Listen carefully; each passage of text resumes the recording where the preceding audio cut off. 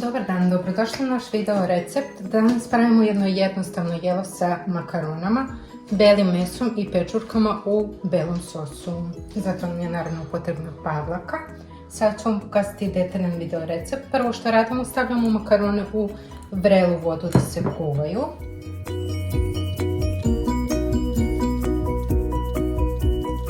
Dok nam se makarone kuvaju, pripremit ćemo, ja imam 3 mlada crna i 2 mlada bela luka, možete koristiti i obično naravno.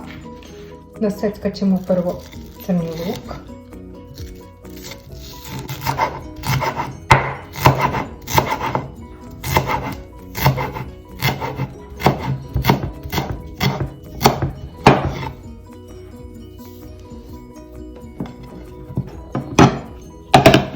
Stranu u jednoj posudi. Zatim imamo ovdje pečurke nekih 600 grama koje ćemo naseckati jednostavno ovako.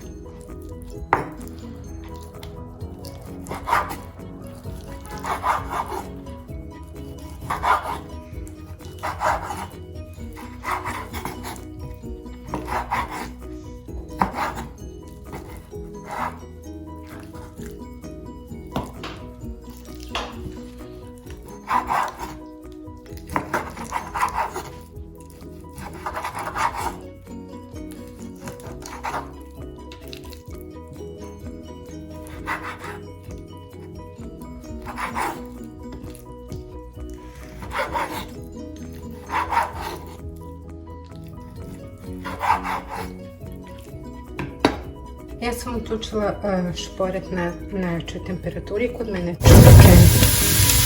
pršimo ih na najjačoj temperaturi dok ne dobiju lepu boju.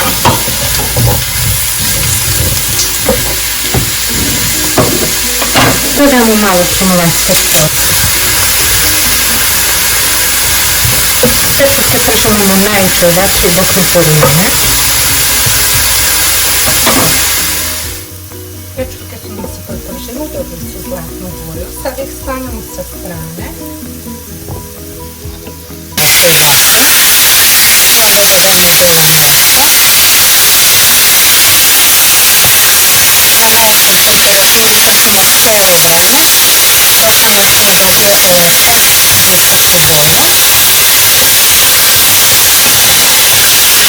Onda dodajemo belo meso. Na najjačoj temperaturi pržemo cijelo vreme dok nam ne dobije lepu i crnu boju. Dobila lepu žutu boju.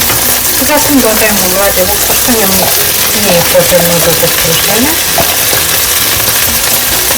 I apelat zbog ove zelene boje, odnosno svježine. Tako da ćemo sada zajedno promještati meso sa lukom. Sada dodajemo pečurke koje smo prethodno propržili.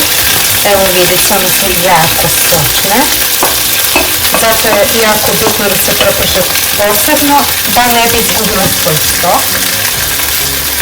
Zatim dodajemo pavlake, makarone koje su tvrđe kuvane, evo vidite, izgledaju jako lepo. Da bi lepše upile ovaj sos i da bi bile sočne.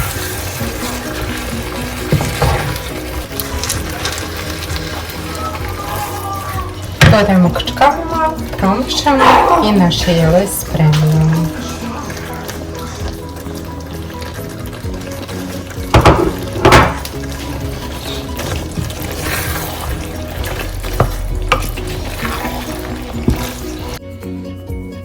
Naše jelo je gotovo, sad ćemo servirati.